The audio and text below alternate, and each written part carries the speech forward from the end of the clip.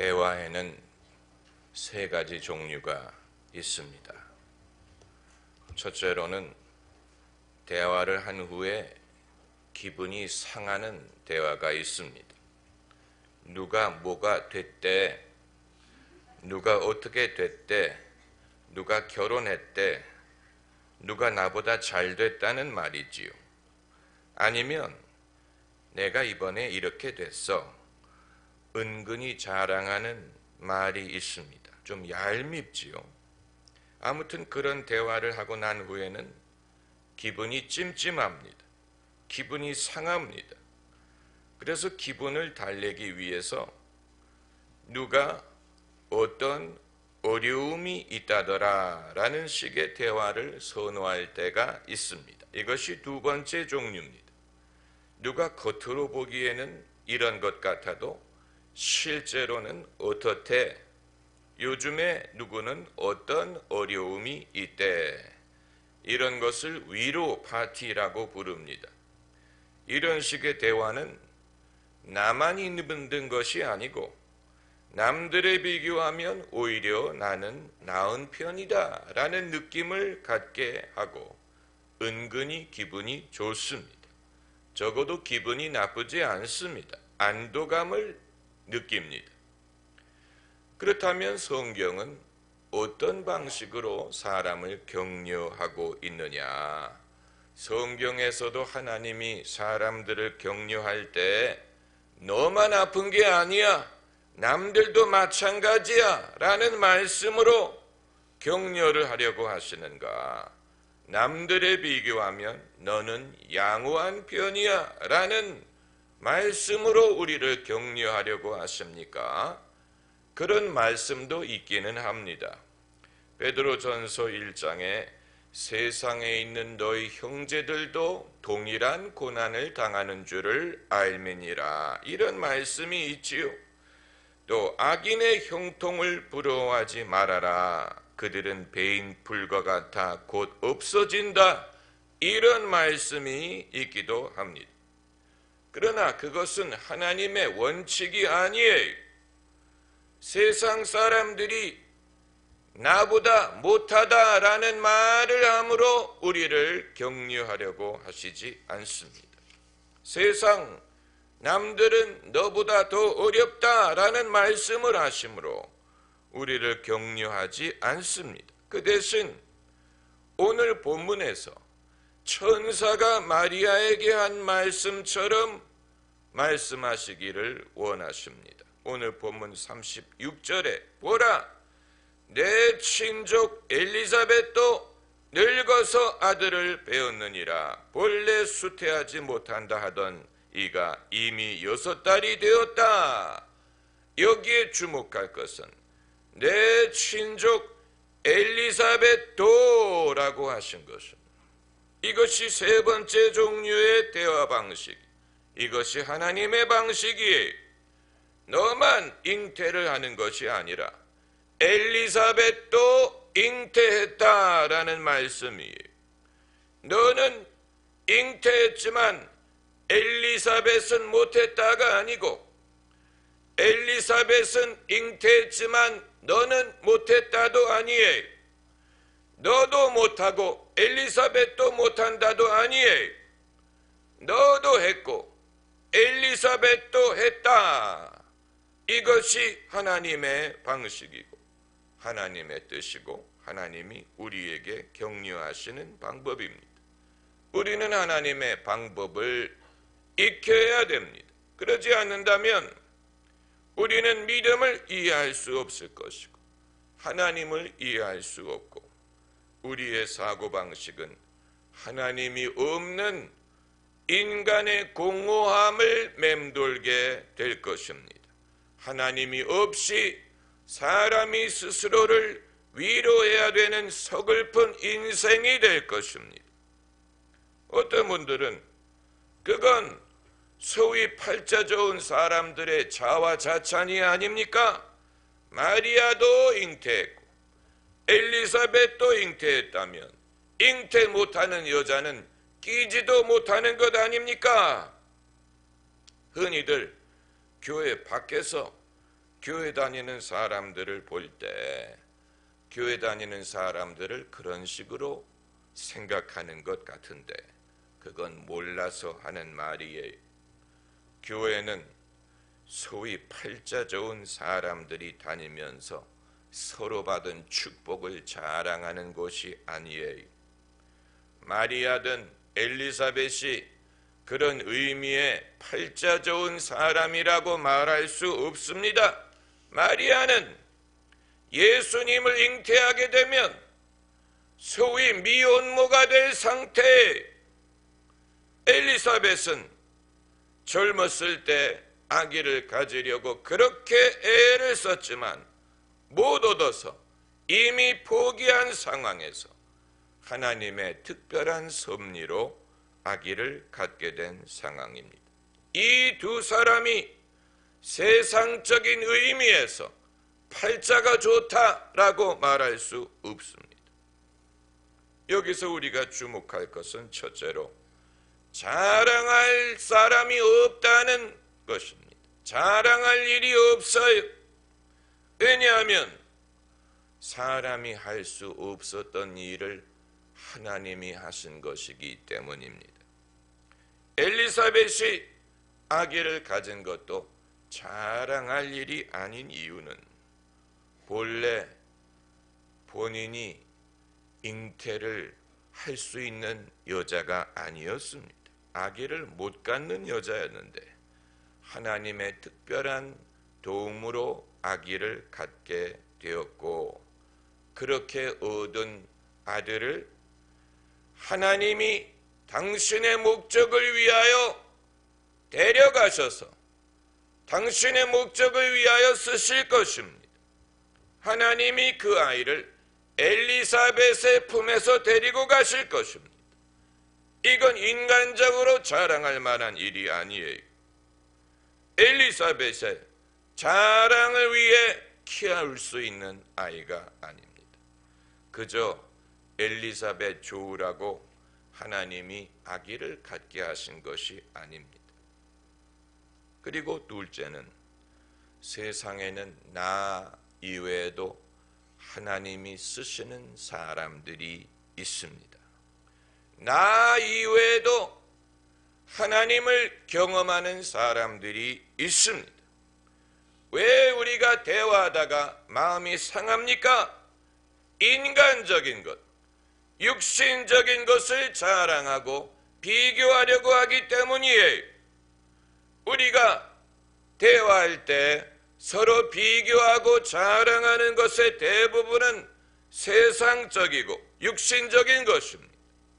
야고보서 4장 1절에 너희 중에 싸움이 어디로, 다툼이 어디로 쫓아나느뇨?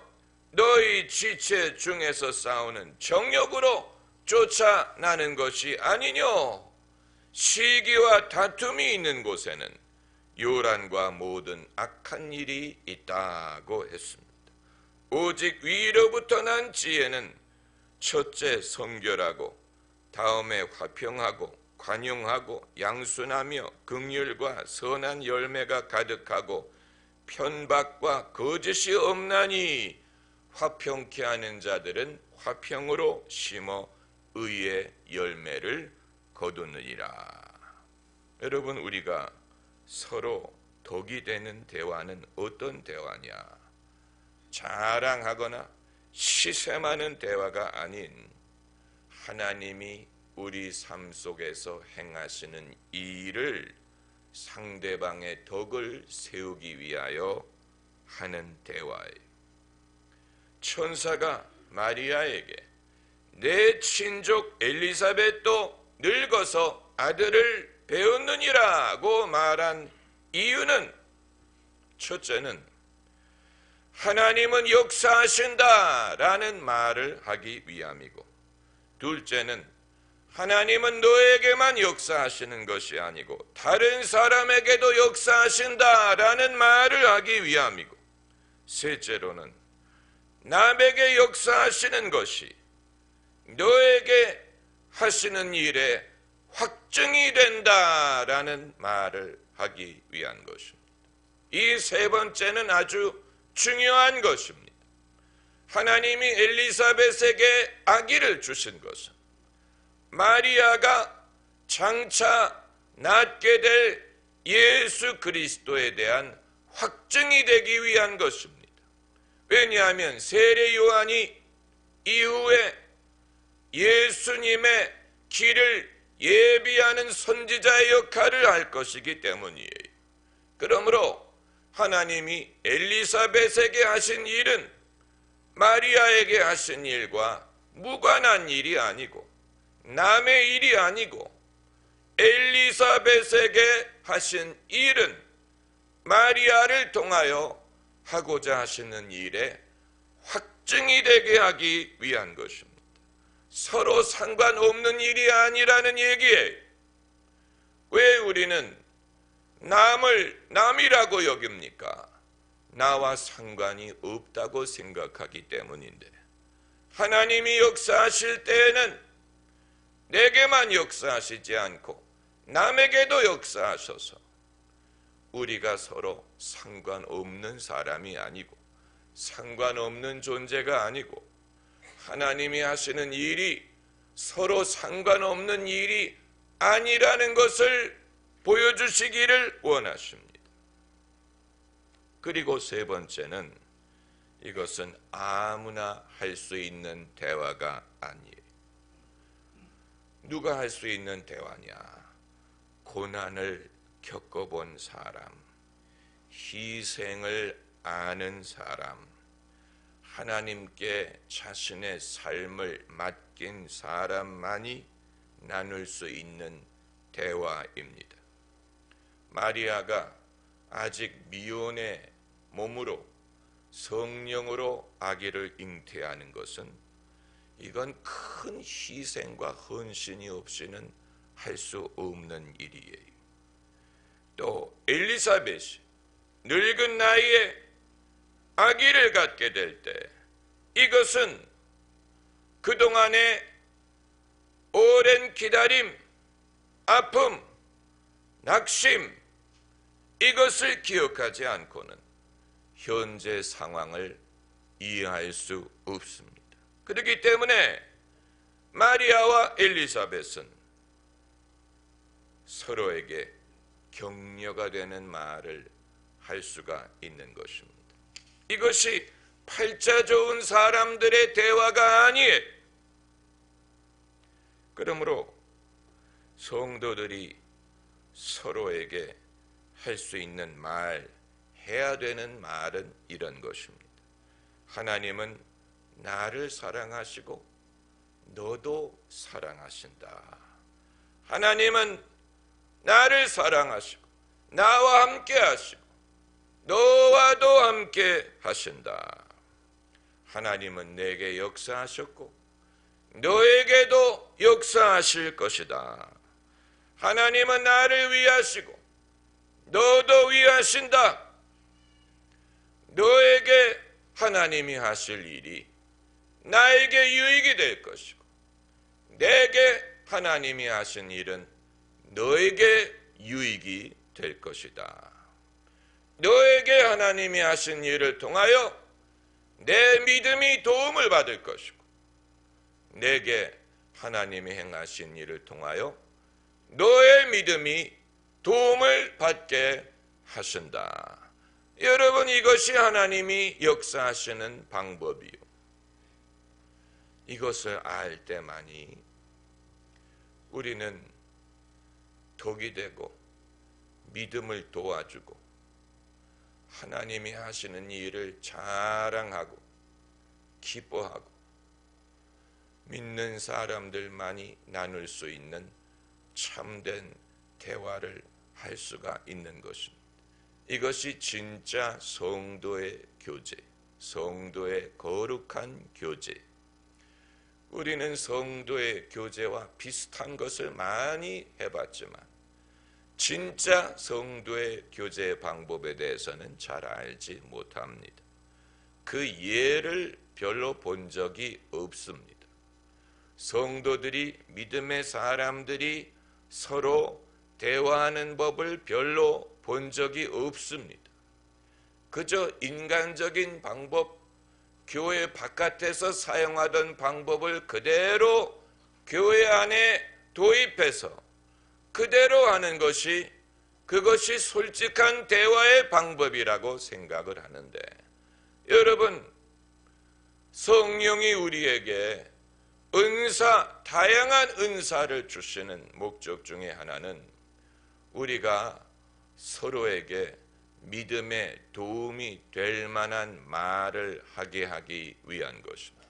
그렇기 때문에 성령의 은사 중에 지혜의 말씀, 지식의 말씀, 또 예언, 방언, 통역, 능력, 믿음, 이런 은사가 있는 것은 우리가 성도끼리 대화하는 중에 성령이 지혜를 나누게 하시고 또 성령이 알려주시는 지식을 나누게 하기 위함이요, 그리고 상대방에 대하여 장차 하나님이 행하실 일을 예언하게 하기 위함이요, 그리고 내 믿음을 말함으로 상대방의 믿음을 북돋아주기 위함이요, 하나님의 능력에 대하여 신뢰할 수 있도록 도와주기 위함이에요. 믿음은 들음에서 난다고 했어. 우리가 믿음을 가지기 위하여 애를 쓰지만, 애를 쓴다고 믿음이 생기는 게 아니고, 믿음은 들음에서 나요. 들음은 그리스도의 말씀으로 말미암느니라고 했는데, 그러므로 그리스도의 말씀을 들을 수 있는 기회를 얻기 전에는 아무리 애를 써도 믿음을 갖기가 어렵습니다. 주님이 주시는 말씀을 들을 기회를 서로에게 제공해야 됩니다. 많은 성도들은 목사가 그 역할을 해주기를 바라요. 물론 목사가 하나님의 말씀을 대언해야 되는 면이 크지만 왜 성도들끼리 주님의 말씀을 대언할 수 있다고 생각하려 하지 않습니까? 얼마든지 가능합니다. 성도들끼리 대화하는 중에 성령의 지식의 말씀이 역사할 수 있고 지혜의 말씀을 할 수 있습니다. 성경에는 그런 예가 많아요. 예수께서 베드로를 처음 보셨을 때 예언하셨어요. 내 이름은 시몬이나 이후에 베드로라 칭하리라. 예수님이 시몬이란 젊은이를 처음 보셨을 때 예언하셨어요. 내 이름은 현재는 갈대라고 불리는 쉽게 흔들리는 존재이나 장차 반석과 같은 종이 될 것이다. 예언하신 것이죠. 성경에 그런 예가 많습니다. 사무엘 선지자가 젊은 사울을 만났을 때 너는 지금 잃어버린 나귀를 찾지만 나귀는 찾았고 하나님이 너에게 주실 말씀이 있다. 그리고 그 머리에 입을 맞추면서 주님이 너를 택한 것이 아니냐. 여러분, 우리는 우리 자신이 빈곤의 심리 속에서 갈등하면서 살다 보니까 나도 없고 남도 없기를 바라는, 나도 불행하고 남도 불행하기를 바라는, 내가 빈곤하기 때문에 남도 빈곤하기를 바라는 그런 심리로 살지 모르지만 믿음의 사람은 그렇지 않아요. 믿음의 사람은 내게 있는 것, 나의 풍성함, 하나님이 나와 함께 하시듯 이웃과도 함께 하실 것을 축복하는 것입니다.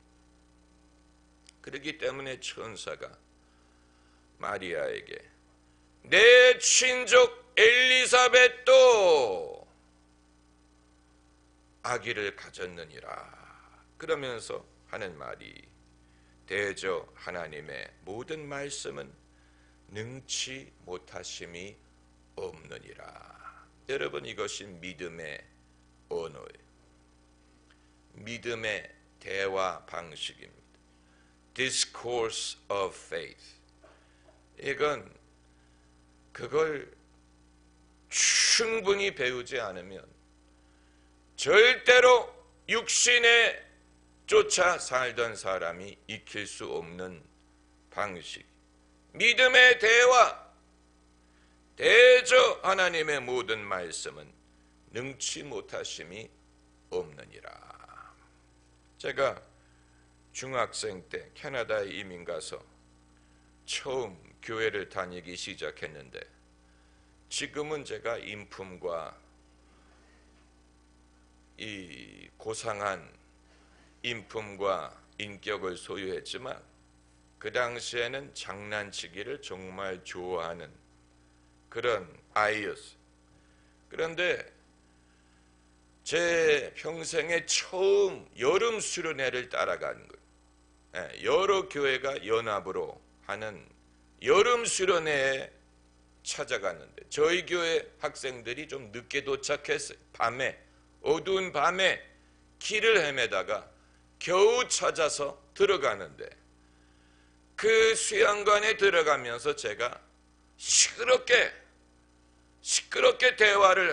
말을 하면서 들어가니까 저희 고등부 선생님이 거기 부엌에 계신 권사님들에게 민망해서 얘가 목소리가 크다고. 그러니까 생전 처음 보는 권사님이 목소리가 크면 큰 목사가 된다 그랬어요. 저는 그 말을 듣고 참 이상한 사람도 다 있다. 나를 처음 본 사람이 나보고 목사가 된대. 처음 본 사람에게 목소리가 크면 큰 목사가 된대. 그게 예언이었어요. 여러분, 요즘에 그런 식으로 담대하게 말을 할 권사님들이 있습니까? 그런 믿음의 사람을 우리는 필요로 합니다. 하나님의 말씀을 대언할 수 있는 사람, 눈에 보이는, 귀에 들리는 인간의 모습에 좌우되지 않고 눈에 보이지 않지만 뒤에서 역사하시는 하나님을 보고 전할 수 있는 사람, 그 사람이 믿음의 사람이고, 그런 사람이 우리에게 믿음을 주고 하나님이 하시는 일을 깨닫게 할 수 있는 것입니다. 할렐루야. 기도하십시다.